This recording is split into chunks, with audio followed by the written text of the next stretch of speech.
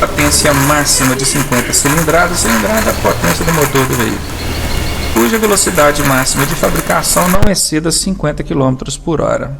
Tá? Então, informações importantes para poder caracterizar um ciclomotor. Essas duas aqui, ó.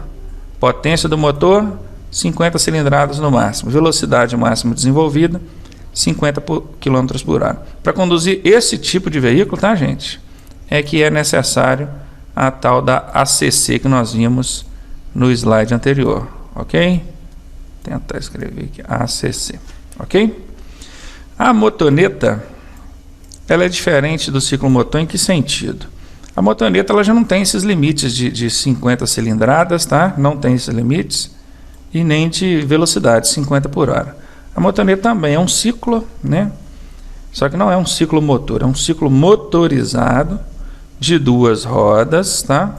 Onde o condutor a conduz em posição sentada. Vejam aqui, sentada.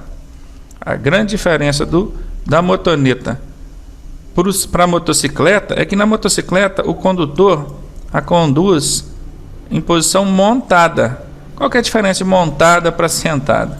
É que na sentada, observem, o condutor consegue encontrar os joelhos. Vejam bem, ele sentado aqui, né? Ele consegue encontrar os joelhos, ou seja, ele está sentado. Enquanto na motocicleta, ele não vai conseguir encontrar os joelhos aqui, pois uma perna fica de um lado, outra de outro. Então é considerado, nesse caso, conduzida em posição montada. É a grande diferença da motoneta para a motocicleta, tá?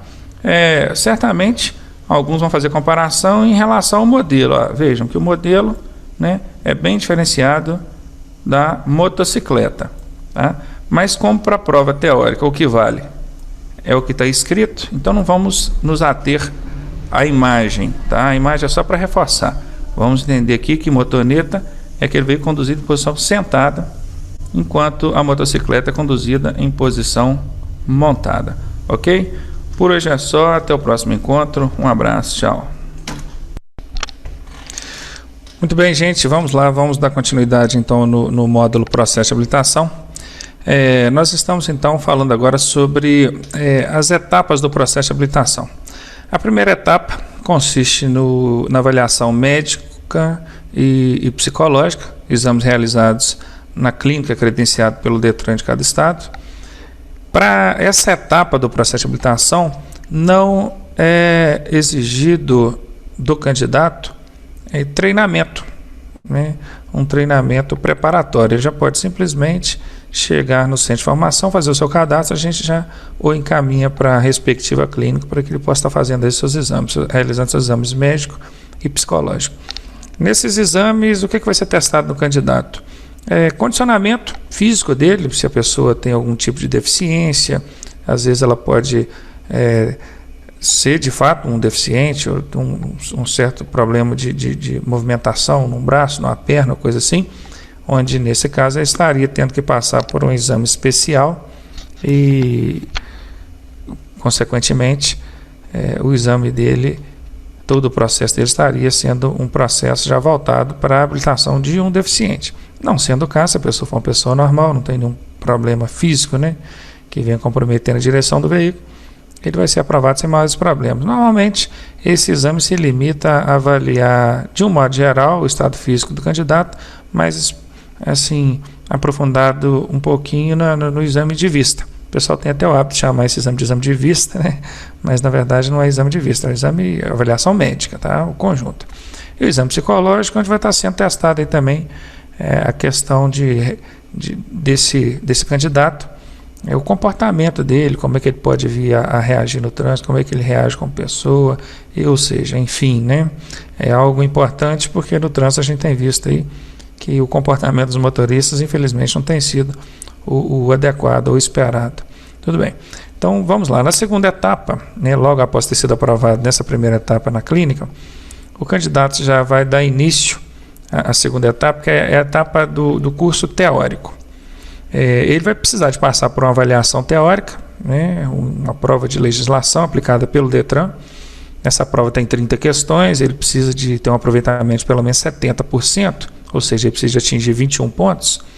Mas antes de fazer essa prova, ele precisa passar por um curso, um treinamento preparatório no centro de formação ao qual ele matriculou. A carga horária mínima obrigatória, já tinha visto anteriormente, são 45 horas aula. Nós vamos ver daqui a pouquinho, com detalhes aí, dividindo direitinho essa carga horária preparatória para o candidato já logo em seguida fazer a prova teórica. Bom, concluída a carga horária, se o candidato se encontra preparado, apto para o exame, o centro de formação vai estar encaminhando o candidato para avaliação. Sendo aprovado, o DETRAN já vai estar liberando esse candidato para a terceira e última etapa do processo de habilitação. A terceira etapa consiste no exame prático de direção veicular. Certamente, antes do exame, o candidato também vai precisar, obrigatoriamente, passar por curso, treinamento junto ao centro de formação.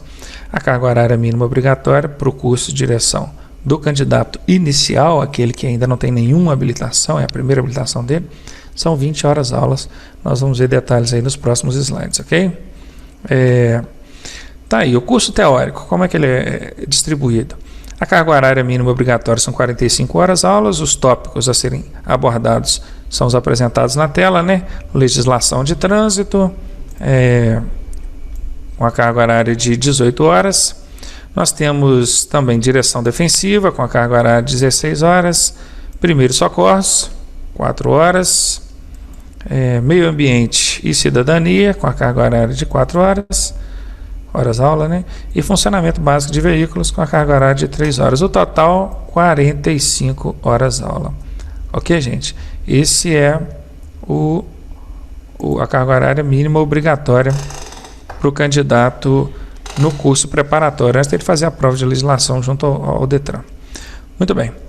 Já no curso prático de direção, ele terá aí, para a primeira habilitação, primeira habilitação aqui, ele vai ter que fazer um mínimo de 20 horas aula de direção.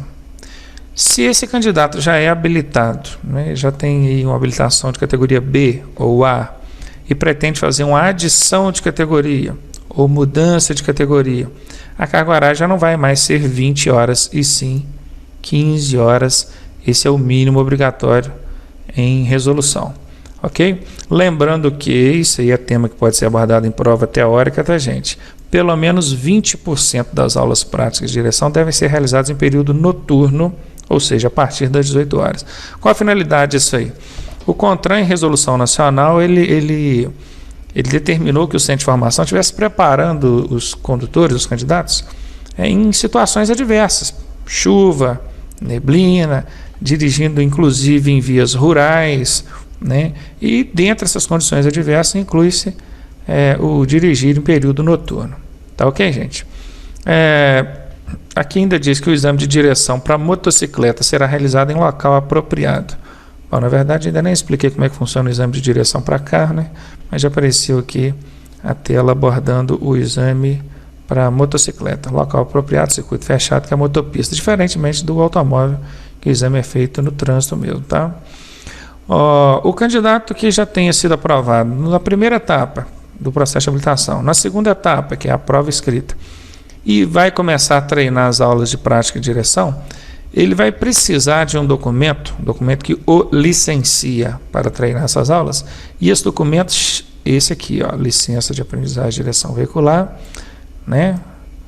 Esse documento, ele é obrigatório durante todas as aulas, inclusive no dia do exame, tá? Isso aqui pergunta em prova, gente? Claro que pergunta, óbvio que pergunta. Na sua prova pode estar perguntando. Qual o documento exigido para o candidato que estiver treinando a prática de direção veicular? Bom, ele vai ter que apresentar a identidade, certamente, em cada aula, e também a licença de aprendizagem, que é o documento conferido pelo órgão de trânsito. Está aqui, documento concedido ao candidato aprovado no exame de legislação, que é a segunda etapa já do processo, Tá? Esse documento é obrigatório para o treinamento das aulas práticas de direção.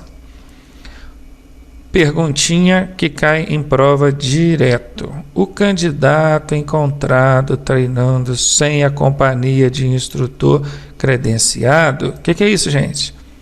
É aquele candidato que no final de semana pegou o carro do namorado, do pai, ou da namorada, ou da mãe e resolveu treinar umas balizinhas lá no bairro, né, coisa assim. Gente, a licença de aprendizagem te dá o direito de treinar acompanhado de instrutor credenciado, tá, gente? Você não pode simplesmente pegar o carro do pai, da mãe, da namorada, seja quem for, e treinar sozinho, porque isso constitui infração de trânsito, você vai ser autuado, né? O seu veículo vai ser apreendido e possivelmente até a sua licença de aprendizagem, veja aqui, ó, suspensa por 6 meses. Agora imagina, num processo de habilitação que vale 1 ano, se você tem a sua licença de aprendizagem suspensa por 6 meses, praticamente você já comprometeu o prazo que você tem. Ok? Então vamos estar atento a isso. Passou lá pela primeira etapa, que é a clínica, passou pela segunda etapa, que é o exame teórico, vai para a direção, vai receber a licença de aprendizagem. Esse documento ele é reivindicado no Centro de Formação de Condutores. A própria autoescola vai solicitar esse documento e vai te entregar, certo? Você vai estar se apresentando para as aulas, portando esse documento, portando também sua identidade, mas lembrando que você não pode treinar sozinho e nem mesmo acompanhado de um motorista ou alguma pessoa que não seja um instrutor credenciado, tá? A licença de aprendizagem, ela só tem valor quando você estiver sendo acompanhado de instrutor credenciado pelo Detran. O profissional tem que estar com credenciamento, tem que estar tudo ok, inclusive no veículo do centro de formação, identificado com faixa amarela, escrito autoescola, um veículo adaptado, apropriado para esse treinamento. Tá ok, gente? Então, vamos encerrar essa aula por aqui. No próximo encontro, a gente vai dar continuidade nesse sentido aí. Ok? Um abraço, até daqui a pouco. Tchau. Próxima situação especial aí, onde vamos estar abordando agora, fala sobre o transporte escolar. Essa situação, como situação especial, né, o transporte escolar, exige do candidato ou do condutor como requisitos categoria pelo menos D.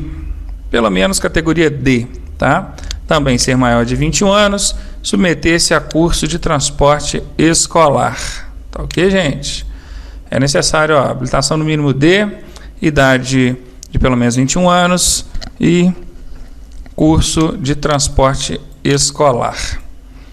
Também será feita a pesquisa do prontuário desse condutor para observar sobre infrações graves, gravíssimas e reincidente em médias. Beleza? Vamos lá. E o veículo? O que que o veículo de escolar ou de transporte escolar precisa? Vamos lá. Faixa amarela de 40 centímetros de largura. Faixa amarela, tá aqui a faixa amarela. Tá aqui. De 40 centímetros de largura. Observem, na hora da prova, o Detran tem colocado na questão sobre os equipamentos necessários a esse veículo e colocam lá, faixa amarela de 20 centímetros de largura. O candidato, ele se atém apenas ao fato da faixa amarela, mas não presta atenção no detalhe que é a largura da faixa. Até existe sim, regulamentado em resolução, para o veículo da autoescola, a faixa amarela de 20 centímetros de largura. Mas vejam, autoescola, veículo de aprendizagem, não tem nada a ver com transporte escolar. Para transporte escolar, a faixa é obrigatória sim, mas é uma faixa de 40 centímetros de largura, escrito escolar e não autoescola. Tá? Não confundam, não estejam atentos a isso na hora da prova. Esse veículo também precisa ser equipado com luzes de posição branca ou amarela, aqui está errado, tá, gente? É branca ou amarela na parte superior dianteira. Aqui, ó. Se você observar esse veículo pela frente, você vai ver que ele tem luzes iguais essas que tem aqui atrás, ó, certo? Só que essas aqui de trás são vermelhas, obrigatoriamente vermelhas. Lá na frente também tem duas, né? De cor branca ou amarela, tudo bem? Então, da mesma forma que exigido lá nesse veículo, na frente, as luzes de cor branca ou amarela, atrás também é exigido as luzes de cor vermelha, que não está disposto aqui na relação para vocês, tá? São as chamadas luzes de posição. São luzes que não clareiam em nada a pista, ela só serve mesmo para mostrar que esse veículo está ali, dimensões, posicionamento e tal. Esse veículo tem que ser equipado com cinto de segurança para todos os ocupantes, o que parece uma informação óbvia, mas na verdade não é, porque os veículos de transporte coletivo, eles normalmente não têm a obrigação de ser equipados com cinto de segurança. E quando tem que ser equipados com cinto de segurança, o condutor acaba não sendo obrigado a usar, né? O condutor, desculpa, os passageiros. É o caso, é só você lembrar aí, quando você está viajando de ônibus, por exemplo. Quando o ônibus dispõe do cinto, você acaba não usando, né? Normalmente é assim que acontece. Esse veículo também vai precisar passar por... Aliás, eu comecei a explicar, não terminei. O transporte coletivo normalmente não é obrigado a ter o cinto de segurança, mas no transporte escolar precisa do cinto de segurança, é obrigatório e os seus ocupantes têm que necessariamente estar usando, tá? Esse veículo também vai passar por inspeção de segurança, de 6 em 6 meses, inspeção semestral de segurança, para verificar as condições de segurança desse veículo.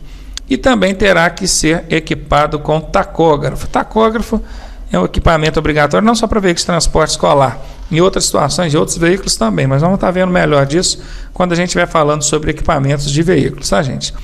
Então, sobre transporte escolar, isso aí, faixa amarela de 40 centímetros, luz de posição branca ou amarela na parte superior dianteira e vermelha na parte superior traseira, cinto de segurança para todos os ocupantes, inspeção semestral para verificação de condições de segurança e o tacógrafo.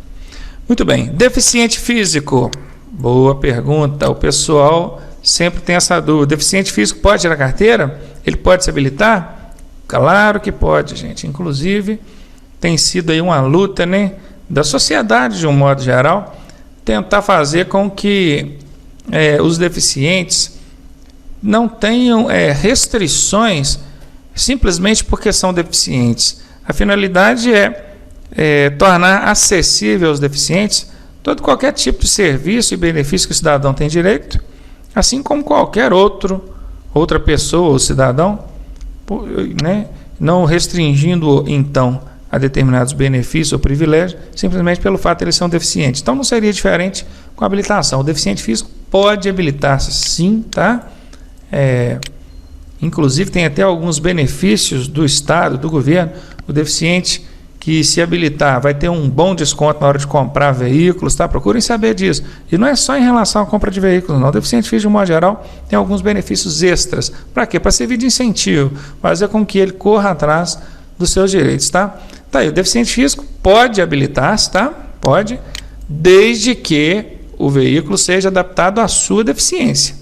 Certamente, na hora de passar pela avaliação médica, né, lá na clínica, vai fazer um exame especial, o médico, o examinador, vai observar o grau da deficiência, o tipo da deficiência e vai emitir um laudo, no caso, especificando o tipo de adaptação que o veículo deverá ter para poder atender a deficiência desse candidato. O deficiente ele deverá ser aprovado em todas as etapas do processo de habilitação. Todas. Não terá nenhum benefício pelo fato de ser deficiente. Tudo que uma pessoa não deficiente deve fazer com o veículo, o domínio que deve apresentar na hora do exame, o deficiente também terá que fazer. Tá? O fato de ele ter a deficiência não pode servir aí de justificativa para ele não conseguir fazer a manobra tal, a manobra X, ou não ter o domínio necessário com o veículo. Pelo contrário, ele será muito bem avaliado nesse sentido, de forma que o direito seja concedido a ele sim, mas que isso também não venha comprometer a segurança dele ou de outros usuários no trânsito, ok? Tá aí, os exames físico e exame prático de direção são considerados exames especiais. Exame físico é o exame médico, né? Lá na clínica, o médico vai estar avaliando segundo as suas deficiências. E o exame prático de direção, que vai ser acompanhado, além dos examinadores, que é o padrão, vai estar sendo acompanhado também de um especialista nessa área. E prática, normalmente, a gente não tem visto acontecer na prática, né? Mas que é exigido por lei. Tá ok? Então, beleza, vamos lá. Próxima situação, condutor estrangeiro. Estrangeiro pode dirigir no nosso país com habilitação de outro estado ou de outro país? Ou habilitação de origem dele? Vejam o que diz a resolução 168 do CONTRAN, em seu artigo 29. O condutor de veículo automotor natural de país estrangeiro e nele habilitado, em estado regular, desde que penalmente imputável no Brasil, poderá dirigir no território nacional quando amparado por convenções. Convenção, gente, é uma espécie de acordo assinado entre 2 ou mais países, tá? Uma coisa já posso adiantar, na América Latina todos os países são convencionados em relação ao trânsito. Então você vai poder dirigir com a sua habilitação brasileira em qualquer país da América Latina e assim reciprocamente os condutores desses países também poderão estar dirigindo aqui. Tá? São acordos internacionais ratificados e aprovados pela República Federativa do Brasil. Beleza, gente? Ainda na resolução 68, artigo 29, nós temos aí o condutor estrangeiro, após o prazo de 180 dias, vejam, de estada regular no Brasil, deverá, se pretender conduzir veículo automotor, se ele pretende continuar dirigindo aqui, ele deverá submeter-se aos exames de aptidão física e mental, vejam, e avaliação psicológica. Ele não vai precisar passar por prova prática ou teórica para poder solicitar a habilitação dele aqui no Brasil, tá? Isso conforme os termos do artigo 147 do Código de Trânsito Brasileiro. CTB é Código de Trânsito Brasileiro, tá? Respeitada a sua categoria, com vista à obtenção da CNH brasileira. Então, resumindo, o condutor estrangeiro pode dirigir aqui no Brasil? Sim, tá, gente? Até 180 dias. E desde que amparado por convenções ou acordos internacionais, né? Após esse prazo de 180 dias, caso ele tenha aí sua estada regular no Brasil, ele deverá solicitar sua carteira, no caso brasileiro, sem a necessidade, a obrigatoriedade de passar por centro de formação de condutores. E vai simplesmente procurar o órgão de trânsito e solicitar, então, a realização dos exames para pedir a tradução ou a transferência da sua carteira de outro país para o Brasil. Ok? Então, fechamos aí hoje por enquanto. Na próxima videoaula nós vamos dar continuidade a esse assunto, tá? Um abraço, tchau. Muito bem, pessoal. Nós vamos iniciar agora uma sequência de questões simuladas. Questões que simulam bem as provas do Detran. Ok? Vamos lá. Questões voltadas aí para as matérias vistas até agora, ou para a matéria vista até agora. Muito bem, questão número 1. Para habilitar na categoria C, o veículo apresentado deverá... O que essa questão está pedindo? Ela não está perguntando qual tipo de veículo você vai poder conduzir com a categoria C. Não é isso que ela está pedindo, certo? Ela está pedindo qual tipo de veículo deverá ser apresentado no dia que você vai fazer o exame de direção para tirar essa carteira de categoria C, tá? Então vamos lá. Alternativa A diz: esse veículo deve ter no mínimo 8 lugares, sem contar o do condutor. Vejam, essa alternativa A, ela está errada, tá? Ela está errada. Por quê? Porque quando fala de lugares, está relacionado a veículo de passageiros. E nesse caso, seria a categoria D e não a categoria C. Tudo bem? Na alternativa B diz: ter capacidade de carga. Capacidade de carga. Aí já está referindo-se à categoria C. Mas vamos lá, vamos continuar lendo. Ter capacidade de carga acima de 3.500 quilos e até 8 passageiros, sem contar o condutor. Não, na verdade, não está correto. Essa categoria B, o que ela está mostrando? Ela está passando para a gente o tipo de veículo que você vai poder conduzir com a categoria C, certo? O tipo, só um momentinho, deixa eu... O tipo de veículo que você poderá conduzir com a categoria C. Se for consultar o material, vocês vão ver que com a carteira de categoria C, você pode conduzir veículos de carga que tenham mais de 3.500 kg de peso bruto total e até 8 lugares, né? Sem contar o condutor. Não é nem passageiro, é até 8 lugares. É o que a legislação especifica. Sem contar o condutor.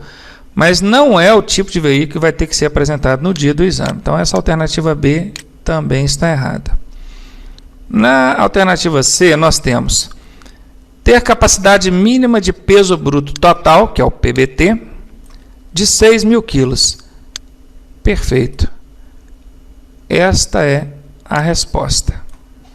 O veículo no qual você terá que fazer exame para tirar essa categoria C, ele tem que ser um veículo de carga, né? Com a capacidade de peso bruto total mínima de 6.000 quilos. Tá? Peso bruto total, gente, é o peso do veículo mais a capacidade de transporte dele, a capacidade de carga, tá? Ou passageiro. Mas como nós estamos falando de veículo de carga, então o peso bruto total vai referir-se à carga.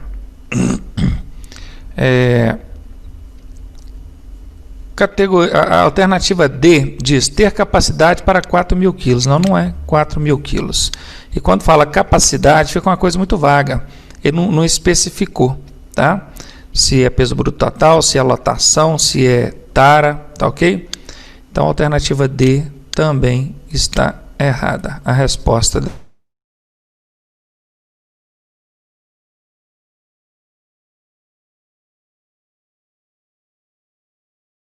habilitação. Habilitação no caso, CNH, né? O condutor de veículo automotor deverá ser submetido ao exame de aptidão física e mental. Que exames são esses? Aqui fala ao exame, né? Mas na verdade são aos exames. Aptidão física e mental. É aquele exame que é feito lá na clínica, quando você vai dar início ao seu processo de habilitação, para você tirar a sua carteira. Normalmente, você faz lá um exame de vista, não é? Para ver ali a acuidade visual, se a pessoa sofre de daltonismo ou não. Mas esse exame, apesar de muitas vezes lá na clínica ser avaliado somente a acuidade visual, ele na verdade ele não é somente um exame de vista. Ele é um exame de aptidão física, para ver o condicionamento físico da pessoa, e mental. Tudo bem, esse exame, essa renovação, ele é feito de quanto em quanto tempo? Observe, é muito comum o pessoal dizer que a sua habilitação está vencida, mas na verdade o que vence é o prazo do exame de aptidão física e mental, os exames médicos, ok? Então, chamado de exame médico, que é realizado lá na clínica.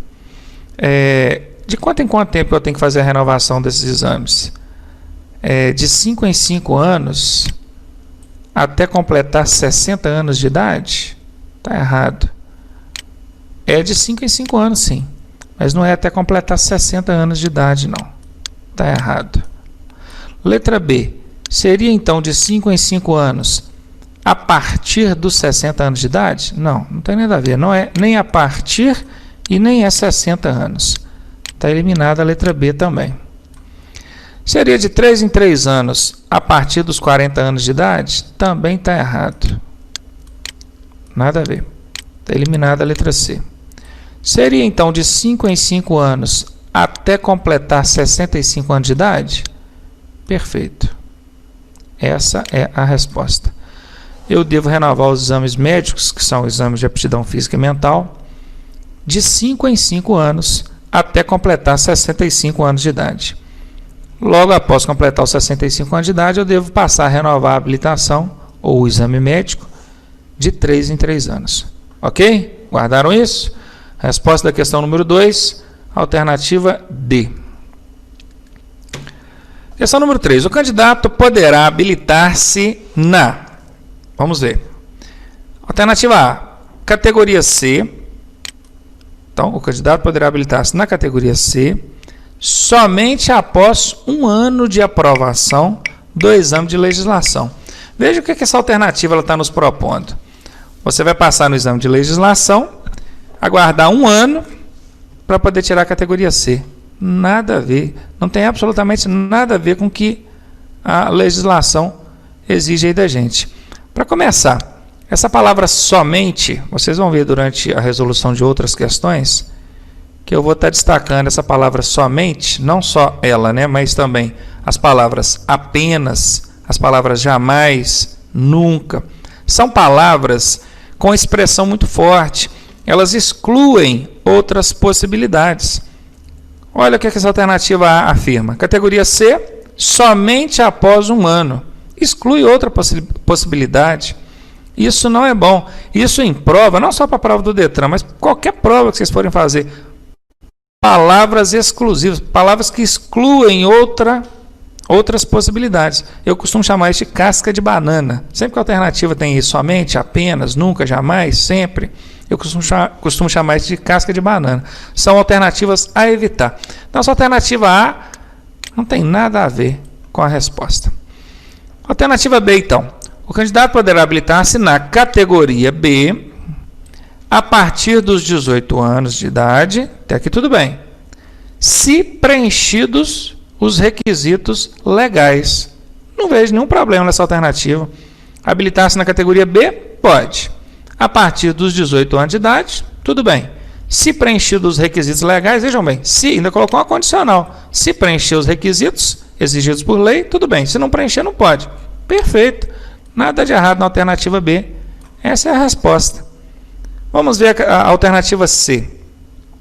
O candidato poderá habilitar-se na categoria A com idade mínima de 16 anos. Totalmente errado.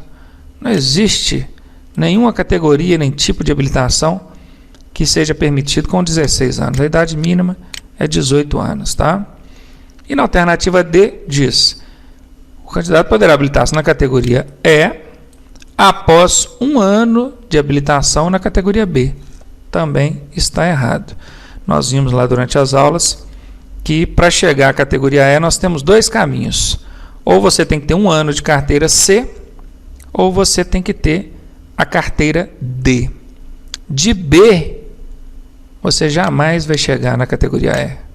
Jamais. Não tem como.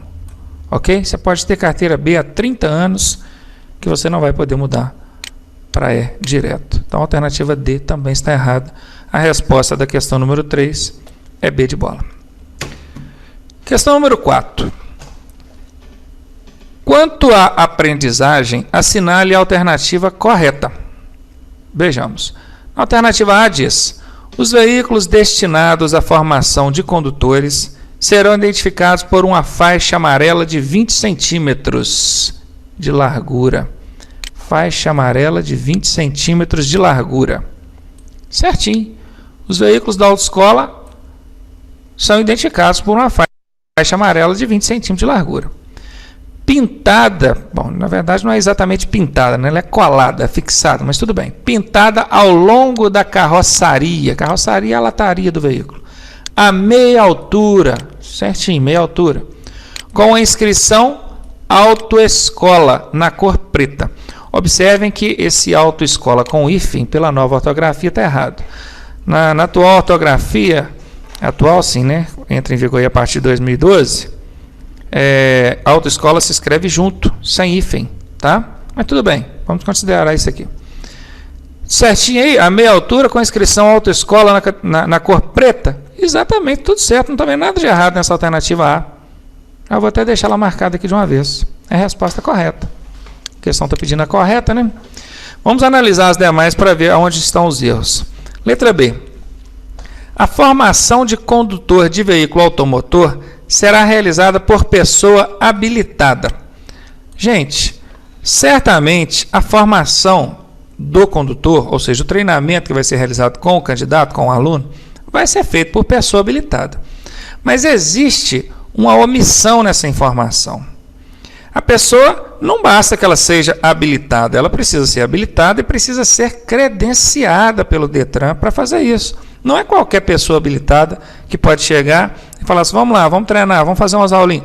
Não é assim, tá? Tem que ser o profissional credenciado, profissional formado, passou por curso, atendeu a todas as exigências do Detran para poder colocar você no veículo e treinar. Ainda assim, ele só vai poder estar treinando com você desde que seja no veículo identificado, que é o veículo docente de formação de condutores, né, escrito autoescola, E você, candidato, deve estar portando a sua licença de aprendizagem. Então, numa possível fiscalização, o que o agente de trânsito vai querer ver? Ele quer ver o credenciamento do instrutor, certo?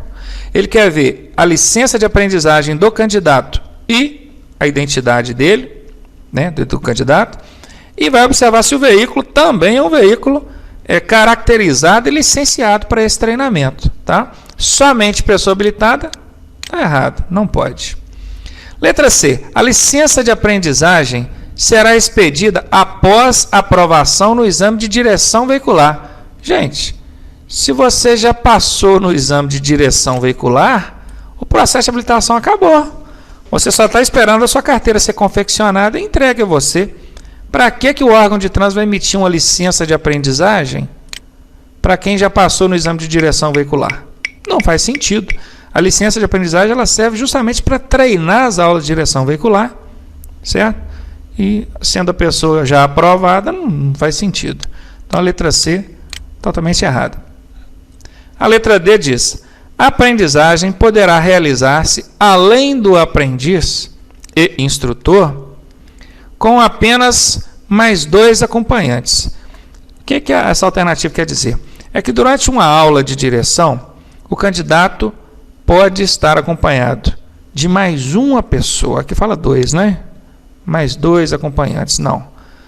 Vai estar dentro do veículo o candidato, né? O aluno, o treinando, e o instrutor. Tudo bem.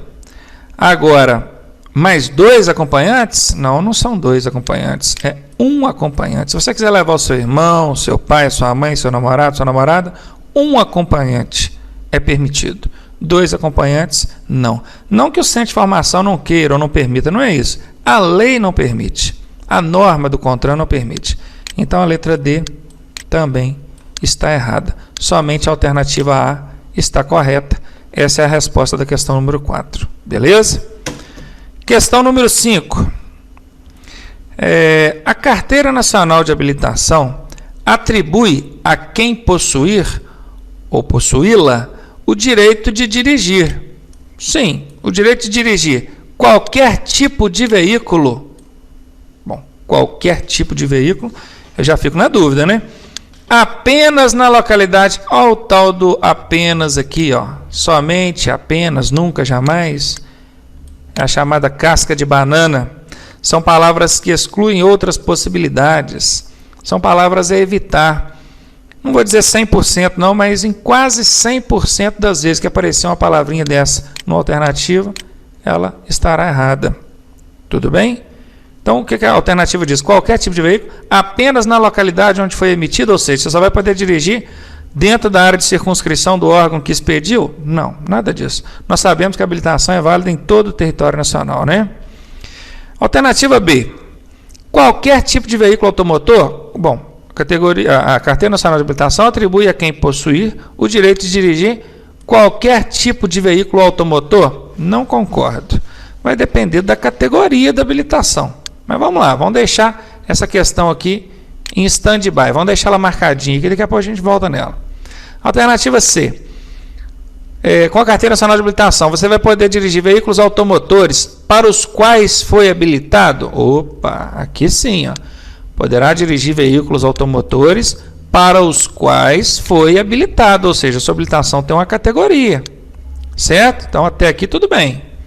Essa categoria deve ser respeitada. Você vai dirigir o veículo para o qual você foi habilitado. Apenas na localidade... o apenas aí de novo, olha. A casca de banana aí. Apenas na localidade onde foi emitida? Está errado. Esse apenas torna a alternativa errada. Tá? Imagine essa alternativa sem esse apenas. Vamos lá, tira o apenas. Vamos lê-la de novo. Ó. Veículos automotores para os quais foi habilitados na localidade onde foi emitido. Tudo bem. Você vai poder dirigir veículos automotores para o qual você é habilitado na localidade onde ela foi emitida. Não só na localidade onde ela foi emitida, mas também em todo o território nacional. Agora, quando coloca esse apenas, restringe a localidade onde foi emitido. Aí a alternativa torna-se falsa. Alternativa D. Você poderá dirigir, então, veículos automotores para os quais foi habilitado em todo o território nacional? Perfeita. Certinha. Não tem nada de errado nessa alternativa. Eu estava em dúvida aqui na letra B, né, que fala qualquer tipo de veículo, não tinha concordado, mas tinha deixado ela aqui em stand-by. Então já eliminei ela, porque a letra D foi perfeita, ela não deixou furo. Ó. A Carteira Nacional de Habilitação, aqui em cima, atribui a quem possuí-la o direito de dirigir veículos automotores, certo? Para os quais foi habilitado em todo o território nacional. Perfeita questão, a alternativa. Esta é a resposta, tá ok?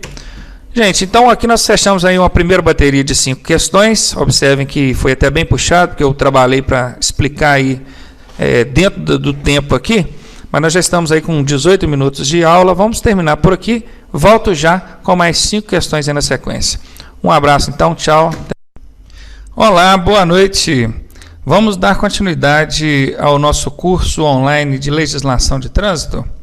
Eu quero aproveitar a oportunidade e pedir ao pessoal que estejam acessando o nosso site www.autoescolafácil.com.br e deixando lá sugestões, recados, fazendo suas críticas, porque é a partir da participação de vocês que a gente consegue melhorar, a gente consegue estar adequando aí as aulas às necessidades de vocês, tirando aí as dúvidas que forem surgindo, ok?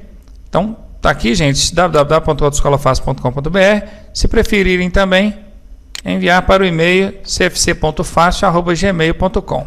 Beleza, gente? Vamos lá. Hoje nós vamos falar sobre o Sistema Nacional de Trânsito. Muito falado em prova, ou muito não, é um tema que cai até pouco em prova, mas que quando é abordado, pode ser abordado pela sigla SNT.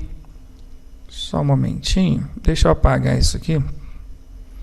Pode ser abordado pela sigla SNT, Sistema Nacional de Trânsito. O que é o Sistema Nacional de Trânsito?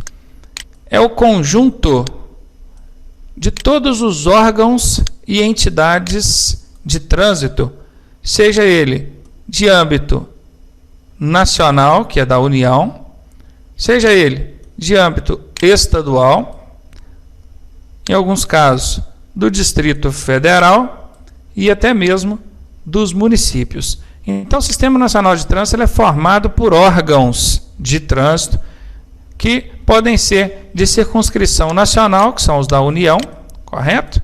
Estadual, ou seja, cada estado vai ter o seu órgão de trânsito, do Distrito Federal, que é o caso que nós vamos ver daqui a pouco, e até municipal, âmbito municipal.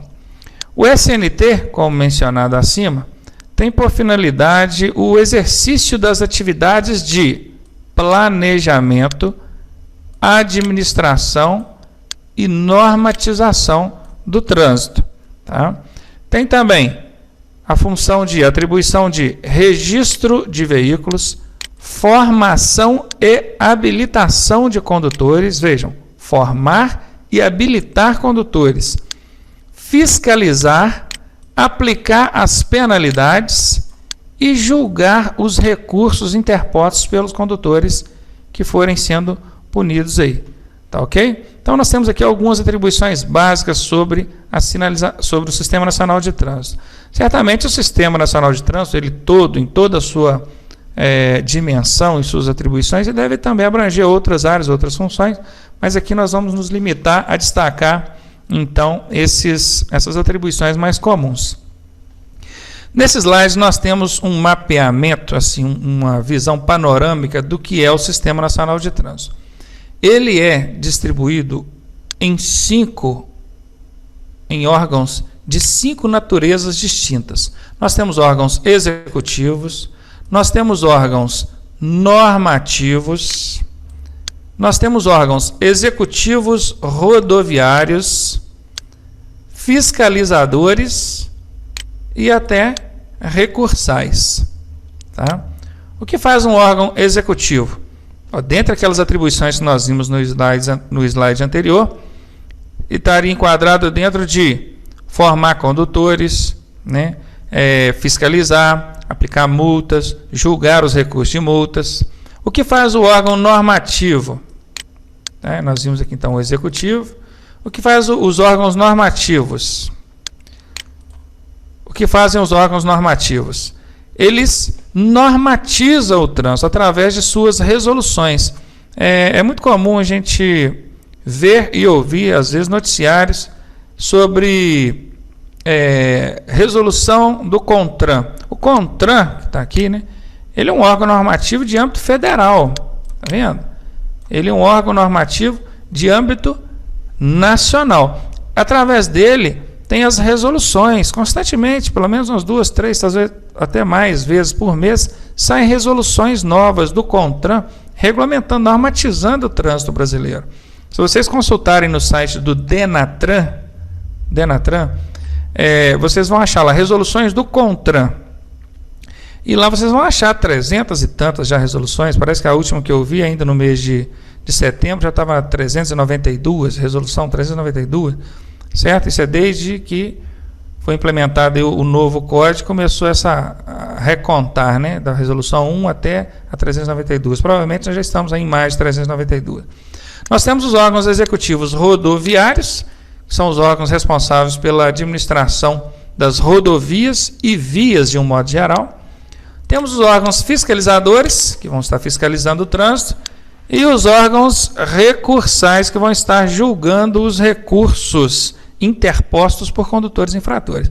Seja qual for a natureza desse órgão de trânsito, ele vai estar abrangendo dentro de área federal, estadual ou até municipal. Tá? Então, dentro desse quadro, nós temos quais são os órgãos executivos do Sistema Nacional de Trânsito. Em âmbito federal, nós temos o Denatran, Departamento Nacional de Trânsito, ok? Com sede em Brasília. Em âmbito estadual, nós temos o DETRAN e as CIRETRANS, que na verdade são, como se eu posso chamar de filiais do DETRAN. A CIRETRAN é o DETRAN representado no interior do estado, certo? No interior do estado. Nós temos aí as CIRETRANS chamadas de circunscrição regional de trânsito. São subordinadas ao DETRAN.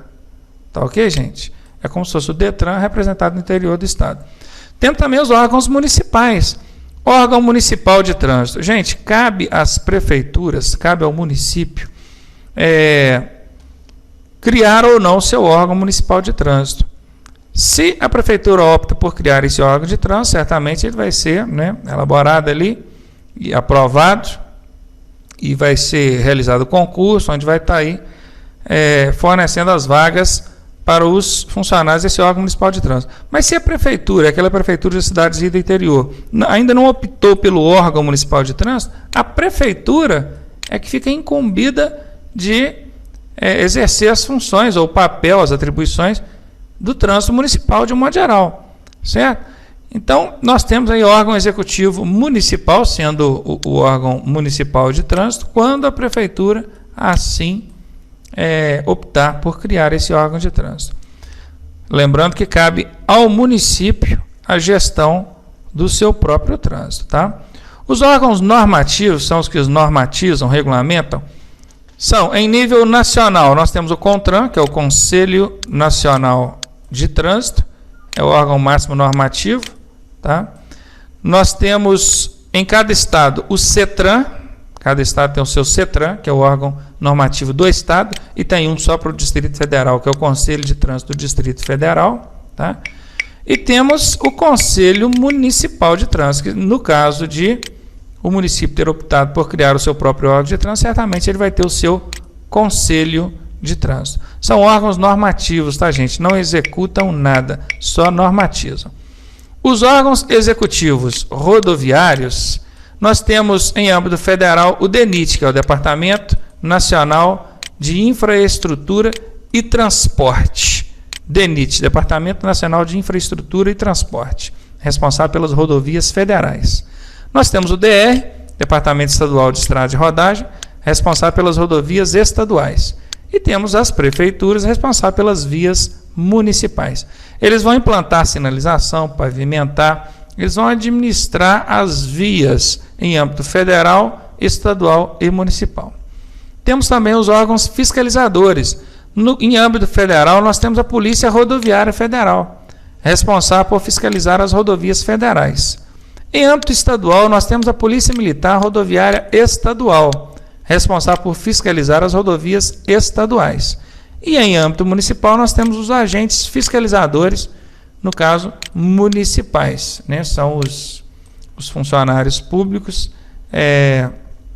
que foram aprovados em concurso para estar ocupando essa função, essa atribuição de agente fiscalizador municipal. É muito comum em cidades do interior, a prefeitura não tendo um órgão municipal de trânsito, ela optar por firmar convênio. A prefeitura vai firmar convênio com a Polícia Militar para que a Polícia Militar fiscalize o trânsito municipal. É muito comum isso em cidades do interior. E os órgãos recursais, esse nome recursal vem de recurso, julgar recursos, né? São as JARIs, que podem ser em âmbito federal, estadual ou municipal. Uma JARI significa Junta Administrativa de Recursos de Infrações. Isso, Junta Administrativa de Recursos de Infrações. É o órgão responsável por julgar os recursos interpostos por condutores infratores. Ok?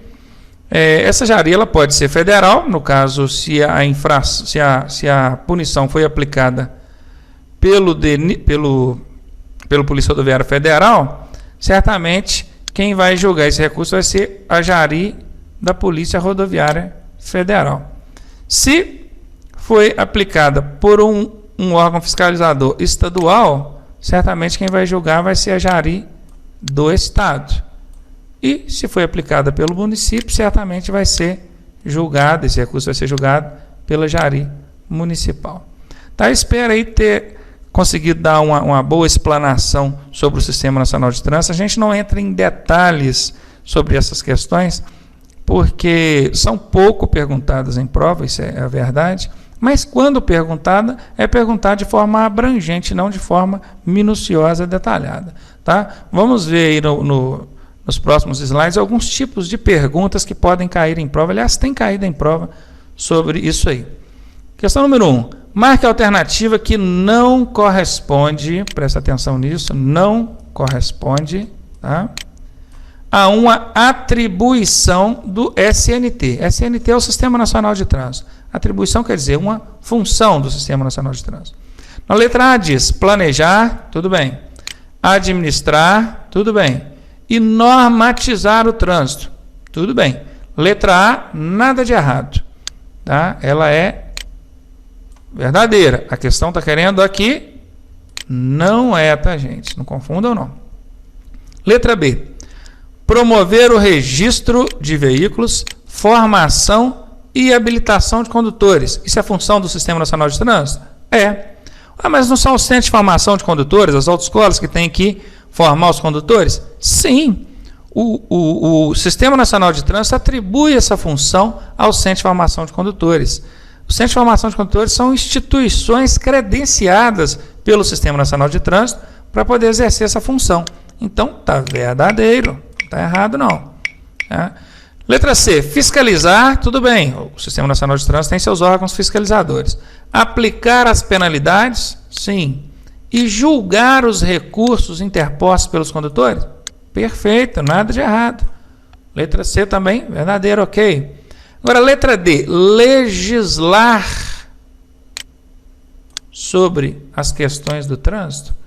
Não, gente, legislar não. Legislar é função do poder legislativo. Se é uma legislação em âmbito nacional, porque o trânsito é brasileiro, né, deve vir da Câmara, né, Federal, lá no Congresso Nacional, em Brasília. É legislar. O que é legislar? Por exemplo, o Código de Trânsito Brasileiro, ele foi instituído através de uma lei, se eu não me engano, a Lei 9.503, certo? É uma lei. Isso não é Sistema Nacional de Trânsito que faz, isso é o poder legislativo. Mas você não falou que Tem também os órgãos normativos que normatizam o regulamento. Vejam bem, normatizar, regulamentar, através de resoluções e não através de leis, tá? Não confundam, não. Legislar é atribuição do poder legislativo. Então, a letra D, não é, conforme aqui está pedindo na questão, não é uma atribuição do Sistema Nacional de Trânsito. Essa é a resposta, tá ok? Questão número 2. Marque a alternativa incorreta. Muito cuidado, gente. Provinha pedindo a incorreta. O pessoal é danado para marcar a correta. Faça como eu aqui, ó. Vem, grifa, destaca, deixa bem destacado aqui, que é para você não esquecer. A questão está pedindo a incorreta. São órgãos do Sistema Nacional de Trânsito. Eu quero a incorreta, hein? CONTRAN é órgão do Sistema Nacional de Trânsito, é o Conselho Nacional de Trânsito, é o órgão normativo de âmbito federal. CETRAN também é órgão do Sistema Nacional de Trânsito, é o órgão normativo de âmbito estadual. E CONTRANDIF também é órgão do Sistema Nacional de Trânsito. É o órgão normativo de âmbito, no caso, que está dentro da área de circunscrição do Distrito Federal. Todos os três aqui da letra A são órgãos normativos, tá? São os órgãos normativos do Sistema Nacional de Trânsito. Como a questão está querendo a incorreta, então não é essa, não. Letra D, B, né? DENATRAN é um órgão do Sistema Nacional de Trânsito, o Departamento Nacional de Trânsito. É o órgão executivo de âmbito federal. DETRAN é órgão do Sistema Nacional de Trânsito, significa Departamento Estadual de Trânsito. É o órgão executivo estadual. E CIRETRAN são as filiais do DETRAN, lembram que eu expliquei no slide anterior? Representa o DETRAN no interior do estado. Então, letra B, todas três são órgãos do Sistema Nacional de Trânsito. Como a questão está querendo a incorreta, a letra B também não é a resposta. Letra C, Polícia Rodoviária Federal. Isso é órgão do Sistema Nacional de Trânsito? Sim, é órgão fiscalizador, responsável por fiscalizar as rodovias federais. Então, não é também a letra C. Só pode ser a letra D, né, gente? Prefeitura Municipal é órgão de trânsito? É o órgão executivo de âmbito municipal. JARI também é órgão de trânsito, é a Junta Administrativa de Recursos e Infrações, é quem vai julgar. Agora, CONAMA não é órgão de trânsito, é órgão ambiental. Observem aqui, ó, MA. Normalmente, os órgãos ambientais, eles são representados por acrônimos, que são essas iniciais aqui, que terminam com MA ou AM.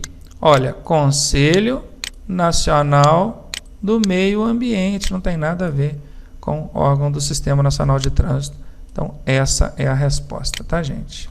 Belezinha? Deu para pegar aí? Veja, a questão está pedindo a incorreta. São órgãos do Sistema Nacional de Trânsito, todos a letra A, B e C são. Mas na letra D nós temos o CONAMA, que não é órgão do Sistema Nacional de Trânsito. Questão número 3. Grupo de especialistas em trânsito responsáveis por sugerir embasamento técnico para a criação das normas do CONTRAN. CONTRAN é o Conselho Nacional de Trânsito, o órgão máximo normativo da União. Ele que normatiza, através das suas resoluções, ele impõe aí para a gente as normas, a forma como o trânsito vai ser gerido. Tá? Esse grupo de especialistas em trânsito é responsável por dar embasamento técnico. Embasamento técnico quer dizer sugestões, né, princípios técnicos para que as resoluções do CONTRAN sejam criadas. Pede, marque a alternativa que corresponde ao enunciado acima. Quem é esse grupo de especialistas? Seria a JARI? Não. A JARI não é grupo de especialistas em trânsito responsável por sugerir embasamento técnico para a criação de normas, não. A JARI ela apenas julga recursos interpostos por condutores infratores. Letra B, Conselho Nacional de Trânsito. Seria esse? Não. O Conselho Nacional de Trânsito é o órgão máximo normativo. É ele quem vai estabelecer as normas. Mas o Conselho Nacional de Trânsito não é o grupo de especialistas. Pelo contrário, é ele, o Conselho Nacional de Trânsito, quem vai criar esses grupos. É ele que vai criar esses grupos. Mas ele ainda não é, ou não representa esses grupos, não. Seria então a Polícia Rodoviária Federal? Não, nada a ver. A Polícia Rodoviária Federal é o órgão fiscalizador de âmbito federal responsável por fiscalizar as rodovias federais. Sobrou então para a gente as câmaras temáticas. Lembrem-se, câmara lembra grupo de pessoas. Temática que vai debater temas relacionados ao trânsito. As câmaras temáticas que são criadas pelo Conselho Nacional de Trânsito é que representa esses grupos de especialistas em trânsito responsáveis por sugerir embasamento técnico para a criação das normas. Belezinha, gente? Ok? Pegaram aí? Vamos lá. Próxima questãozinha que pode cair em prova sobre o Sistema Nacional de Trânsito. Marque a alternativa que corresponde ao órgão normativo de trânsito do Distrito Federal. Bom, nós temos 3 órgãos normativos dentro do Sistema Nacional de Trânsito. Nós temos o CONTRAN, que é o Conselho Nacional de Trânsito, né? Está aqui. Esse não é do Distrito Federal. A sede dele até... Sede não, porque o CONTRAN não tem sede. O CONTRAN é um conselho, né? Você vai encontrar ele na sede do DENATRAN, na verdade. Mas o CONTRAN, no caso, quando ele se reúne, esse conselho, ele vai estar no Distrito Federal. Mas não quer dizer que ele seja um órgão do Distrito Federal. Não. Ele é um órgão nacional. Então, não é CONTRAN, não. Nós temos também o CETRAN, que é o Conselho Estadual de Trânsito. Nesse caso, também não se encaixa dentro do Distrito Federal, porque o Distrito Federal não é Estado, né? E temos o CONTRANDIF, está aqui, ó, Conselho de Trânsito do Distrito Federal. Opa, é esse mesmo. É o órgão normativo do Distrito Federal. Ministério da Cidade, gente. Ministério da Cidade é o órgão máximo do Sistema Nacional de Trânsito. Eu nem coloquei dentro daquela tabela, não, porque ele não tem a competência ou a função, a atribuição exclusiva de estar gerindo o trânsito, mas é ele a autoridade máxima do trânsito no Brasil. Todo o Sistema Nacional de Trânsito é gerido pelo Ministério das Cidades, mas não é também o que a questão está pedindo, não, né? E o DENATRAN nem é órgão normativo, o DENATRAN é órgão executivo. Belezinha? Então, pegamos aí a quinta e última questão sobre o Sistema Nacional de Trânsito. Marque a alternativa incorreta. Incorreto. O Sistema Nacional de Trânsito é composto de órgãos judiciários. Judiciários? O Sistema Nacional de Trânsito é composto de órgãos judiciários? Absolutamente que não. Como a questão está pedindo a incorreta, essa é a incorreta. Estão lembrados lá no slide? Nós temos órgãos de trânsito normativos, executivos, recursais, fiscalizadores, executivos rodoviários. São 5 naturezas, né? Na ordem que foi colocada lá no slide, vou até voltar aqui um pouquinho para vocês virem. Só um momentinho, só para a gente tirar a dúvida. Está aqui. Nós temos 5 naturezas: executivo, normativo, executivo rodoviário, fiscalizador e recursal. Gente, judiciário não tem não, tá? O judiciário aqui foi por conta do elaborador dessa questão. Então, essa é a alternativa incorreta. Os demais todos têm normativo, executivo e recursal. Belezinha? Então, fechamos aqui a parte que fala sobre o Sistema Nacional de Trânsito. Foi uma aula bem extensa. Como eu falei anteriormente, eu quero aproveitar cada videoaula agora para falar de um tema e já dar ali algumas questõezinhas de prova que tem caído. Então, ok, continuando o nosso curso online de legislação de trânsito, nós vamos falar agora sobre veículos. Vamos lá. No próximo slide, nós temos aí falando sobre a documentação dos veículos. Gente, a documentação dos veículos basicamente são 2. Nós temos o CRV, que significa Certificado de Registro do Veículo. Este é o documento que o pessoal conhece como recibo. No verso deste documento, tem os campos a serem preenchidos quando o proprietário quiser vender esse veículo. Ele vai colocar lá o valor, vai colocar o nome do comprador, vai colocar endereço, identificação de modo geral desse comprador, né? Identidade, CPF, e o comprador vai assinar como comprador, o vendedor vai assinar como vendedor. Esse documento o pessoal chama então como recibo do veículo. É o documento de registro, ele não é um documento de porte obrigatório, muito pelo contrário. O recomendável é que esse documento seja guardado em local seguro, normalmente em casa, em local seguro. Agora, o CRLV, observem que pela sigla, a única diferença é a letra L, prestar atenção. Esse L é de quê? De licenciamento. Gente, estejam atentos, porque a única diferença visual, né, entre CRV e CRLV é essa letra L aqui, tá? Isso aqui faz toda a diferença na hora de responder uma questão de prova. Esse L é L de licenciamento. O que significa CRLV? É Certificado de Registro e Licenciamento do Veículo. Tá? É o licenciamento anual do veículo.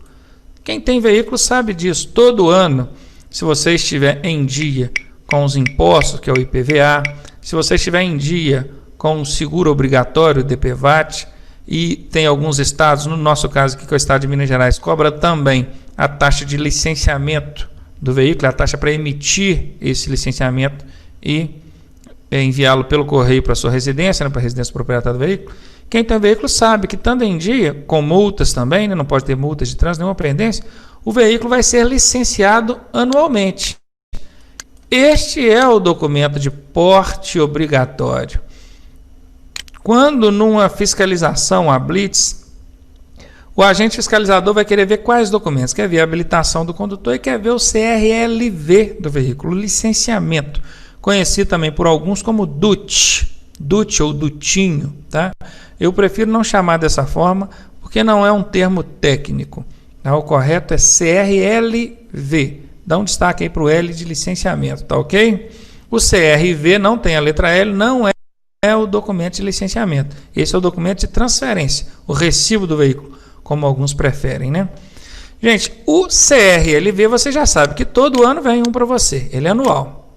Agora, o CRV, quando é que você vai ter que, no caso, solicitar um novo CRV do seu veículo? Em 4 situações, está aqui, ó, confecção de novo CRV. Quando é? 4 situações. Quando houver a transferência da propriedade desse veículo. Vejam bem, ele era de uma pessoa e agora ele não é mais dessa pessoa, ele foi vendido.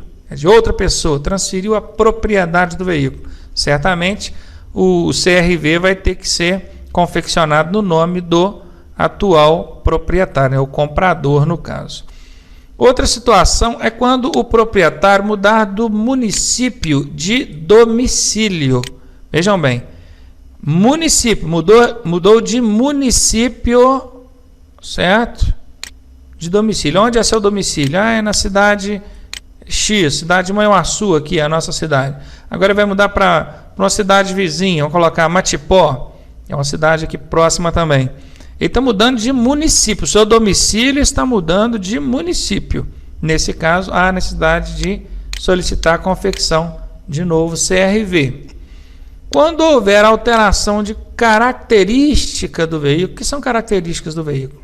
Sua cor, o tipo do combustível, o fim para o qual ele é usado, se é passageiro, se é de carga, são características que constam no documento, tá, gente? Se vocês observarem aqui, ó, tá bem pequenininho, mas capaz de dar para ver, ó. Nós temos aqui, ó, a cor, né, colocada aqui, a capacidade desse veículo, seja para carga ou passageiros, a categoria, que aí já entra na nossa última aqui, ó, mudar a categoria do veículo, né? Tem então características do veículo. Quando você altera qualquer uma dessas características, você tem que exigir a confecção de novo CRV, novo certificado de registro, já constando essa alteração de característica. E quando muda a categoria do veículo. O que é a categoria do veículo? É o fim para o qual ele é usado. A maioria dos veículos são de categoria particular, ou seja, é para utilização própria, fins particulares. São os veículos identificados pelas placas de cor cinza, com letras, caracteres, né, dísticos pretos. Mas nós temos também veículos de categoria aluguel, é o caso dos táxis, ônibus, caminhões. Nós temos veículos de categoria oficial, são os veículos que pertencem ao Estado, ao poder público, municipal, estadual ou até federal. Né? Observem, a placa de uma viatura policial, que é um veículo que pertence ao Estado, ela é de cor branca, com dígitos ou dísticos pretos. Nós temos também os veículos de categoria aprendizagem, que é o caso do veículo docente de formação de condutores da autoescola, no caso vão ser placa branca com dísticos vermelhos. Então tá aí, gente, mudou então a categoria do veículo, a necessidade de confecção de novo CRV.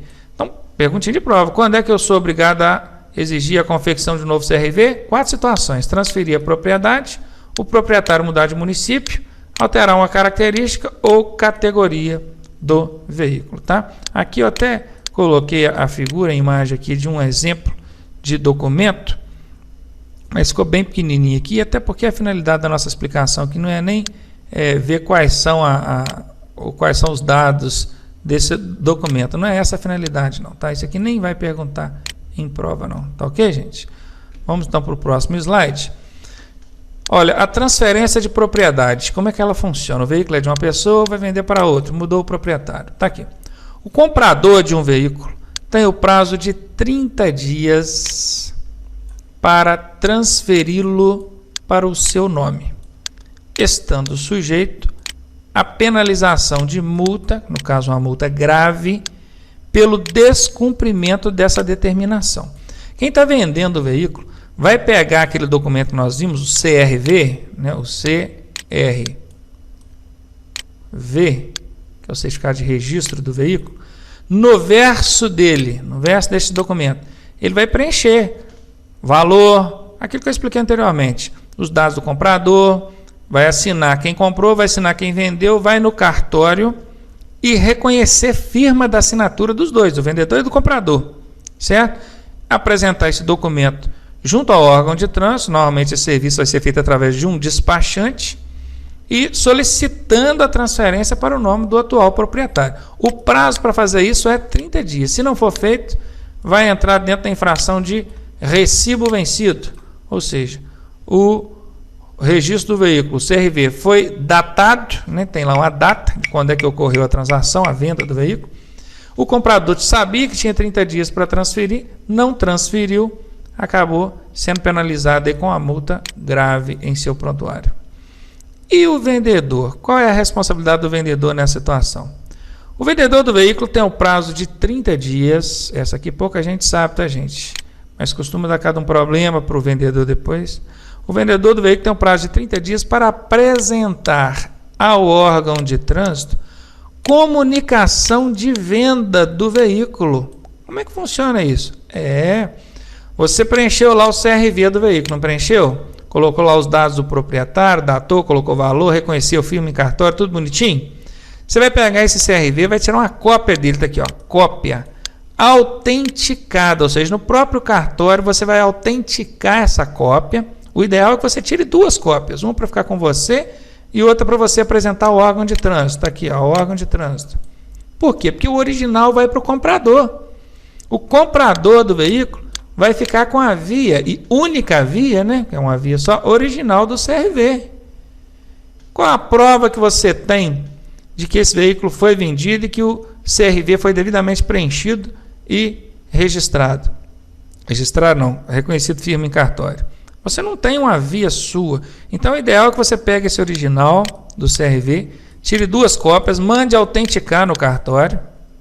Uma via autenticada fica com você e a outra vai para o órgão de trânsito, comunicando a venda do veículo, tá? Então tá aí, o recibo, né, o CRV deve estar devidamente preenchido, assinado, estando sujeito à responsabilidade ou corresponsabilidade jurídica em caso de sinistros com o veículo. Para quem não entendeu, gente, é o seguinte: o comprador pegou esse documento, o CRV, né, esse aqui, que você preencheu, reconheceu o filme, tudo bonitinho. Ele tinha 30 dias para transferir. Dentro desses 30 dias, se acontece algum sinistro, algum problema causado por esse veículo, o vendedor pode ser responsabilizado. Pode, eu não estou dizendo que vai. Ele pode ser responsabilizado juridicamente por alguns atos, né? Até porque a gente vai depender da declaração desse comprador. Vai que ele minta perante a justiça, né? Ele alegue lá que não foi bem assim, que o veículo estava emprestado. O juiz vai pedir: cadê o CRV? Cadê o documento que comprova que o veículo foi vendido? O que o comprador fez? Julgou esse CRV no lixo, amassou, botou fogo, ninguém sabe mais cadê ele. Se você não tiver uma cópia deste documento, né? Tá aqui a cópia, ó, para poder provar que você preencheu, vai ficar complicado. Você pode acabar ficando corresponsável juridicamente por algum sinistro que venha acontecer com esse veículo. Tá ok? Entenderam aí? Próximo slide. Despesas anuais com o veículo. O IPVA, que é o Imposto sobre Propriedade de Veículo Automotor. Esse normalmente é pago aqui em Minas Gerais nos meses de janeiro, fevereiro e março, né? Ele é parcelado em 3 vezes para o pessoal. E isso aí é sagrado. Todo ano, janeiro, fevereiro e março, a gente está tendo esse gasto aí, que é o Imposto sobre a Propriedade do Veículo Automotor. E tem também o seguro DPVAT. Ó, é um seguro contra danos pessoais causados por veículos automotores. Esse DPVAT significa danos pessoais causados por veículos automotores terrestres. Entenderam? Repetindo, ó, D de danos, P de pessoais, causado por veículos automotores terrestres. É o seguro DPVAT. Também a gente paga todo ano. Aqui em Minas ele vence junto com a terceira parcela do IPVA, né? Ele vence já aí em meados ou finalzinho do mês de março. Veículo terrestre. O órgão que regula este seguro é a FENASSEG, Federação Nacional de Seguradoras. Esse seguro serve para quê? Qual a finalidade desse seguro? Indeniza vítimas de acidentes de trânsito, tá? Com cobertura de despesas hospitalares, que é o chamado DAMES, né? Que significa despesas de assistência médica e suplementares. Ó, despesas de assistência médica e suplementares, que é o S aqui, né? Esse seguro cobre aí despesas hospitalares até um determinado valor, um determinado limite, tá, gente? E também indeniza vítimas com invalidez permanente e indeniza os familiares de vítimas fatais, aquela vítima que morreu em acidente, tá? Veja algumas observações. O recebimento da indenização independe, o que é independe? Não depende, né? Independe do seguro estar pago. Bom, peraí, deixa eu ver se eu entendi. Quer dizer que se eu me envolver num acidente com o meu veículo, for lá ficar inválido permanente, ou mesmo que venha a falecer, os meus familiares, né, vão receber a indenização em caso de morte, ou eu mesmo vou receber em caso de invalidez permanente, mesmo que o seguro não esteja pago. O que está constando aqui? Independe do seguro estar pago? É isso mesmo? Sim, é isso mesmo. Você não ouviu nem entendeu errado, não. É isso mesmo. Essa é a norma, tá? Independente do seguro estar pago ou não. Oh, mas então eu não vou pagar o seguro, eu, sem precisar de pagar, eu recebo ele. Mas se você não pagar, o seu veículo não vai receber o licenciamento anual, né? Aquele documento que nós vimos anteriormente, o CRL ou L de licenciamento V. Se você não pagar o seguro, seu veículo não é licenciado, automaticamente ele não pode circular. Vai sofrer multa, seu veículo vai ser apreendido e tudo mais. Tá ok? Segundo item de observação, não cobre acidentes causados por veículos estrangeiros em circulação no Brasil, tá? Isso aí não cobre não. Tá ok? Viram então o IPVA, o seguro DPVAT. Gente, o DPVAT é para cobrir danos pessoais, tá? Danos materiais não cobre não. Ah, mas o meu veículo amassou, estragou, tá nem aí. O seguro DPVAT não cobre danos materiais, só cobre danos pessoais, tá bom? Vamos lá, algumas questõezinhas de prova aí.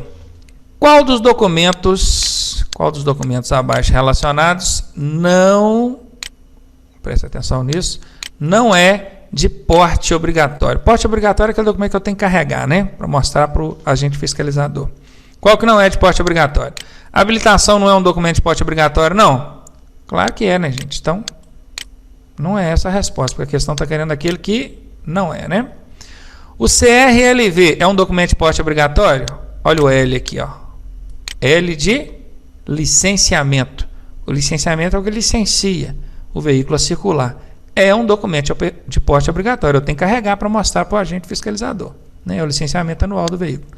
Então não é essa também a resposta, não. Volto a repetir, a questão que é aquela que não é de porte obrigatório, tá, gente? Não é. Vou botar mais uma setinha aqui. Isso aqui faz o pessoal errar a questão em prova. Ele não fica atento aí, se ele acaba marcando aquele que é de porte obrigatório. A questão está querendo aquele que não é. CRLA. CRLA é o Certificado de Registro e Licenciamento Anual. Nem é representado dessa forma, com A aqui não, né? É CRLV, igual aqui no que de cima. Mas a gente entende que CRLA, Certificado de Registro e Licenciamento Anual, é o mesmo da letra B. Também é um documento de porte obrigatório. E o CRV? Bom, aí sim, esse aqui e esse aqui são os que a gente confunde, não é? Eu sei que um é de porte obrigatório, o outro não é. O que tem a letra L é de porte obrigatório. O que não tem a letra L não é de porte obrigatório. É isso que a questão está pedindo. Resposta D de doido. Belezinha? Guardaram aí? Próxima questão. Marque a alternativa falsa. Falsa. O seguro DPVAT, olha aquele, danos pessoais causados por veículos automotores terrestres. Ele cobre danos materiais? Não, não cobre danos materiais. Nós vimos isso agora há pouco, tá? Essa alternativa A é falsa, e não é isso que a questão está pedindo? Então vamos marcar a letra A. Pode marcar, o pessoal está seguro aí? Letra A mesmo? Brincadeirinha, vamos lá, letra A é a resposta. Essa é a falsa, tá? Todas as demais, olha, cobre despesas hospitalares, indeniza, mesmo que o seguro não esteja pago, nós vimos isso agora há pouco, indeniza também familiares de vítimas fatais. Muito bem, alternativa A resposta à questão número 2, tá? Questão número 3. Marque a alternativa incorreta. Observe que eu trabalhei muito com isso, com a falsa, com a incorreta, com aquela que não é, porque é isso que tem pego o pessoal em prova, tá? Será necessária a confecção de novo CRV. Opa, CRV é o registro, não é o licenciamento, não. É o registro.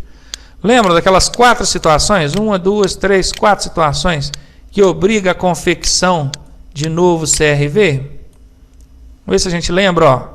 Quando alterar o proprietário do veículo, quando o proprietário mudar de domicílio de município, né? Ou o domicílio de município do proprietário foi alterado. Quando alterar a característica do veículo, sua marca, cor, marca não, né? Cor, tipo de combustível, espécie. E quando for alterada a característica. Essas são as 4 situações que exige a confecção de novo registro. Vamos ler. Então, a confecção de novo registro, ela deve ser solicitada anualmente, desde que o veículo esteja em dia com os tributos e multas? Não, gente. Esse documento anual que vem para a gente, desde que o veículo esteja em dia com tributos e multas, é o CRLV.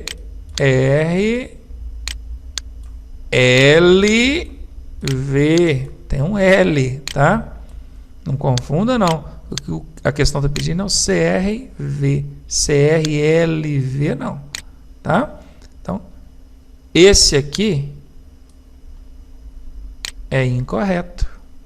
Não é isso que a questão está pedindo? Letra A, resposta. Vamos ver as demais letras? Quando for transferida a propriedade do veículo. Desculpa, errei aqui, né? Quando for transferida a propriedade do veículo. Sim, aí vai exigir a confecção de novo CRV. Quando alterar qualquer característica do veículo. Também vai exigir confecção de novo CRV. Quando mudar a categoria do veículo, também. Aqui falou 3, né?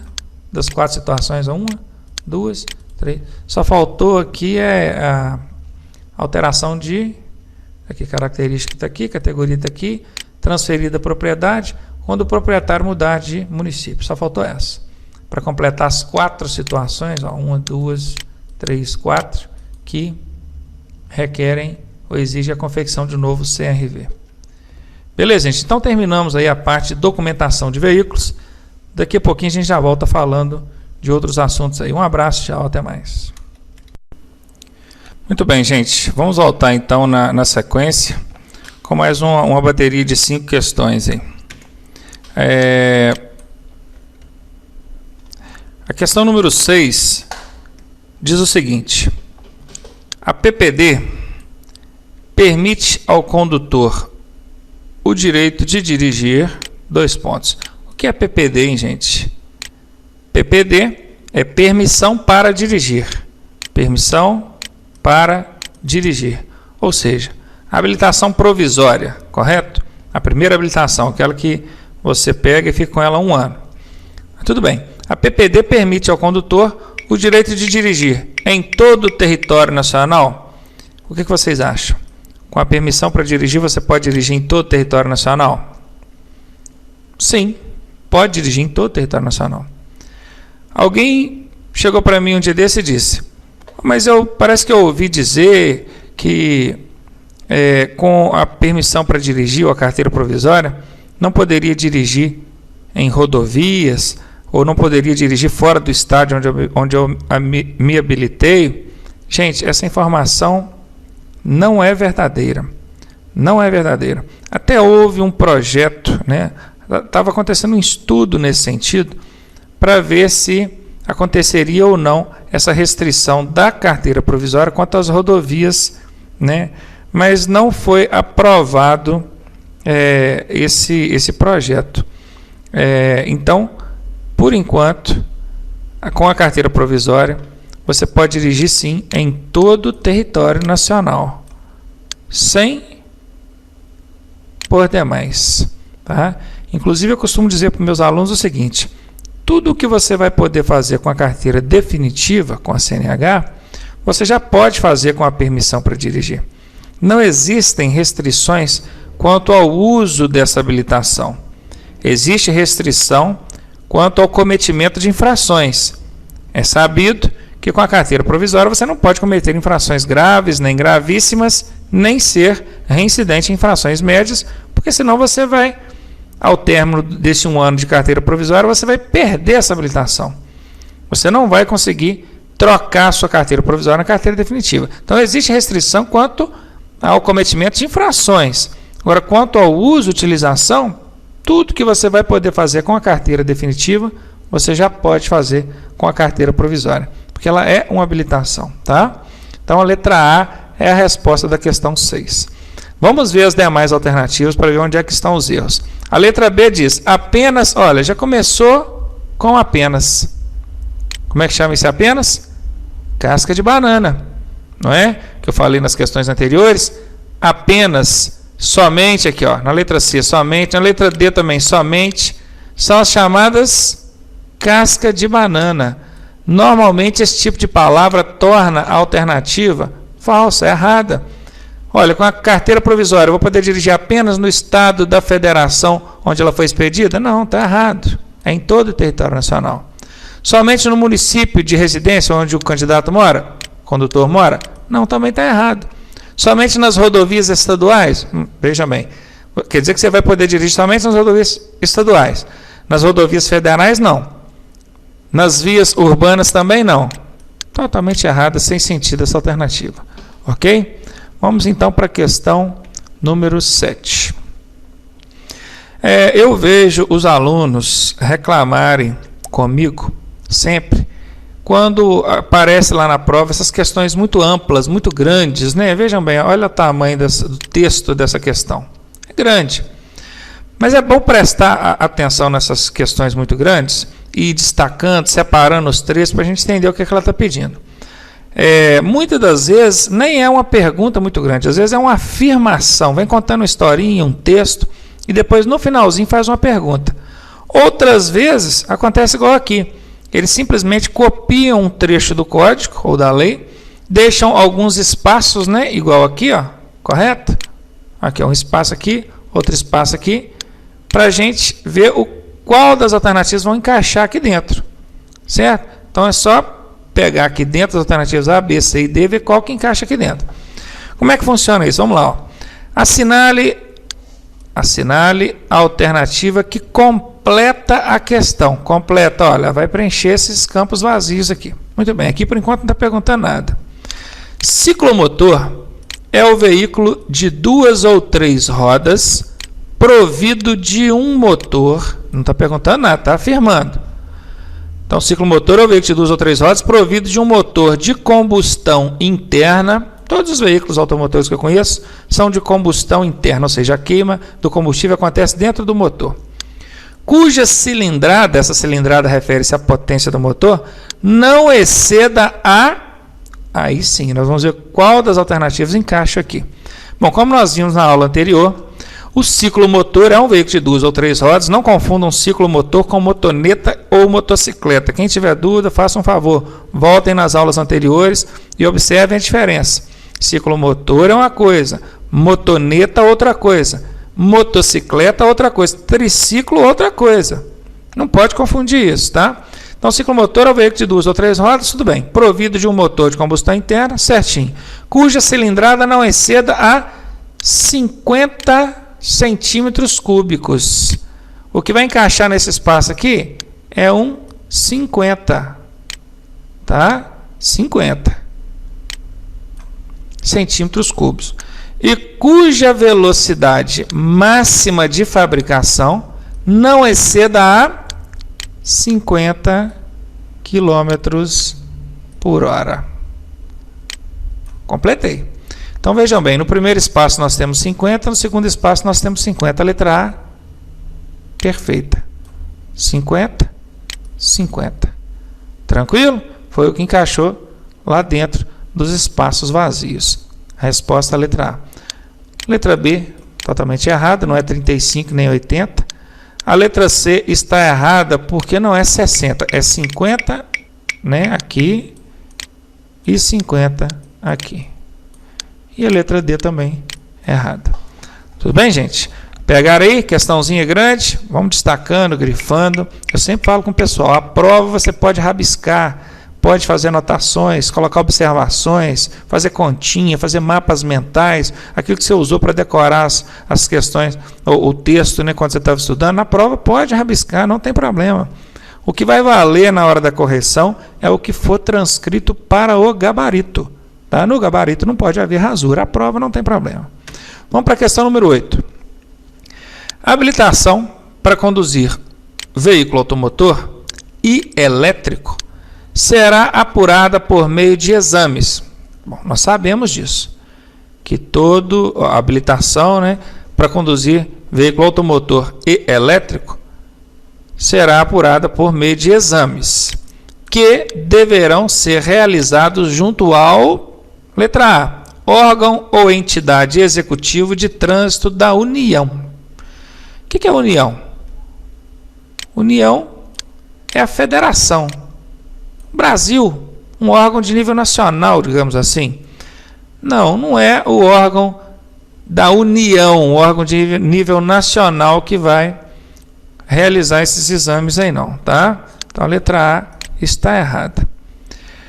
O órgão nacional, que é o Denatran, ele atribui, ele delega essa função ao órgão estadual, tá? Tudo bem, mas vamos lá. Letra B.